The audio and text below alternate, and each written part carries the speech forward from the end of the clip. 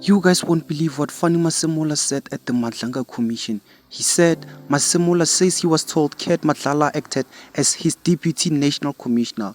National Police Commissioner FANNIE Masemola has told the Madlanga Commission that he was informed businessman VUSI Ket Madlala was effectively acting as one of his deputies. Testifying on Monday, Masemola said a whistleblower alleged Madlala was working closely with Lt-Gen Sibiya, the deputy national commissioner for crime detection, and was even directing police operation.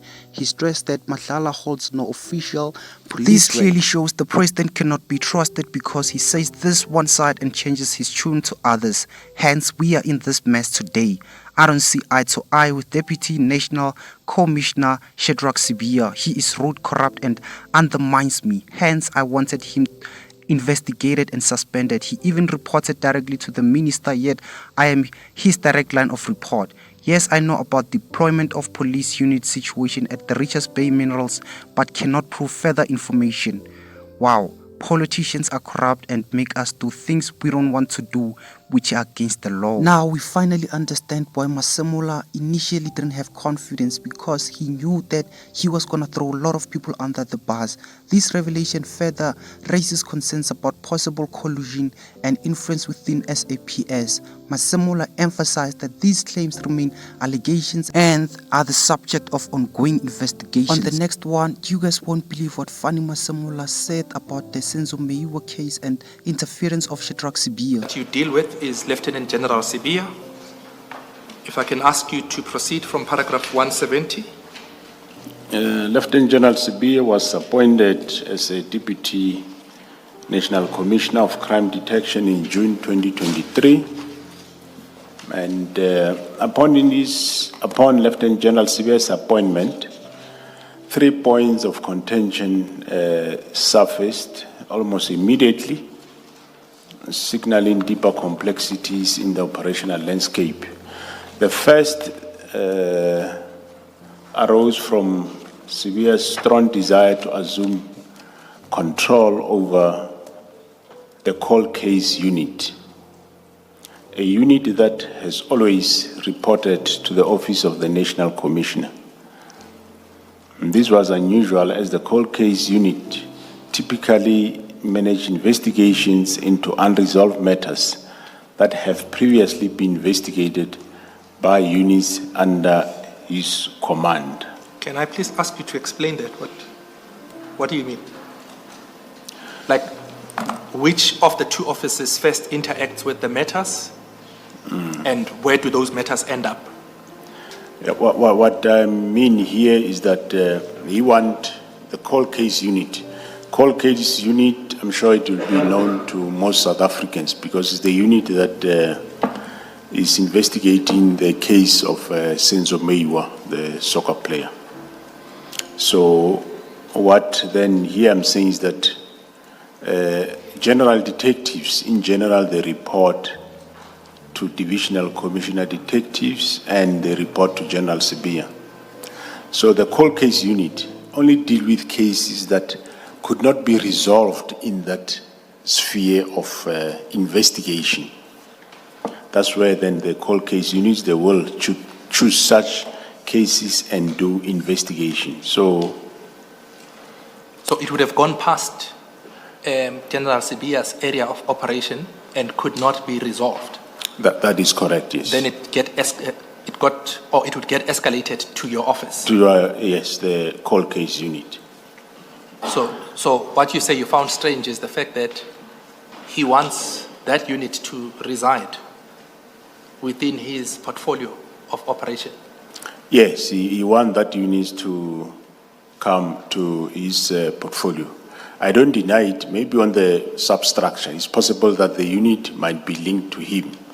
But for reasons that the cold case units deal with work that you can say where the general detectives or the detectives have failed to unearth or resolve cases, then the cold case unit has been reporting directly to the National Commissioner, since the previous National Commissioner and currently myself. And as the National Commissioner, I counseled him that The vast complexity of crime detection necessitated his focus elsewhere. The cold case unit's specialized mandate does not require his direct involvement given the expansive responsibilities already entrusted to his command. There actually, I did explain to him that you were just being appointed. You have this elephant that you must deal with. So you can't be looking for a piece of hair from the tail of the elephant. Deal with your elephant. Once I'm convinced that you can deal with it, maybe I can then consider giving you this small unit that is there. Yes, from the elephant, if you can then move to paragraph 172. The second point of contention centered on General Sibiya's insistence that Lieutenant General Dumisani Khumalo, as Divisional Commissioner for Crime Intelligence, should not retain dockets for investigation, specifically the counterintelligence investigations. Lieutenant General Sibiya advocated for the sensitive docket to be removed from crime intelligence and reassigned to detectives. Again, On the next one, Fali Masemola finally concludes what was the motive behind the disbandment of the political killing stars team. He implicates Brown Mokhotsi, VUSI SENZO and others. Listen to what he said when he was giving testimony. He finally came into conclusion that they disbanded the political killing stars team because they wanted to protect criminal syndicates. That was the main reason. what I'm saying is now one understands the reason why Lieutenant General Sibiya and the Minister, Brown Mokhotsi and Ket Matlala, wanted to disband the team. There was no any other motive but to prevent the investigation against the cartels in Gauteng that are involved in murder, drugs, and so on. You were with the minister at a funeral in KZN 3 days before the instruction to disband, not so? I didn't catch that, Commissioner. You were at a funeral in KZN with the minister 3 days before the instruction to disband, not so? That is on the 28th of December 2024. That is correct, Commissioner. We spent the day at that funeral, and there was nothing that the minister raised that might be a worry or complaint by anybody about the political killing stars team. He never said anything about this team's disbandment or even to indicate that I intend doing this. That was never at all. We did the funeral, we parted nicely, and he knew that I was going on leave because he approved my leave. And so the letter came as a surprise. And of course, the timing of it and the fact that the letter also said it must be done immediately. Of course, I interpret immediately as that probably it means it should have been disbanded. By the time I come back, the 14th, the team should not have been there. But luckily, the office did ask me direction as to how do we deal with this matter. Then I said to them, just prepare reports because the next feedback date is the 20th of January. Don't do anything other than prepare reports. Hence, when I get back to work, there was this speedy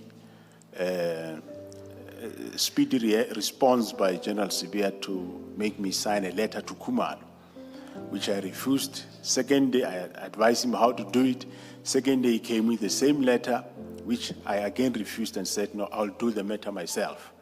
But whatever drove him, which I wouldn't know what it is, but now we know, he still issued those instructions to General Khumalo. But from my side as the National Commissioner, I've never said Khumalo either close or disband the team.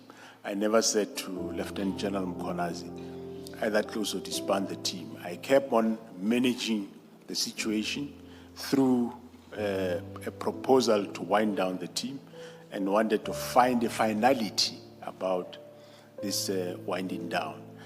Even though, yes, I had suspicion right from the word go, when there was no motive coming forth as to why is the team being disbanded, and there was no any reason whatsoever. So, but eventually the real reason came. Unfortunately, the WhatsApp messages did come on the 13 or 14 May 2024 from Matlala's phone.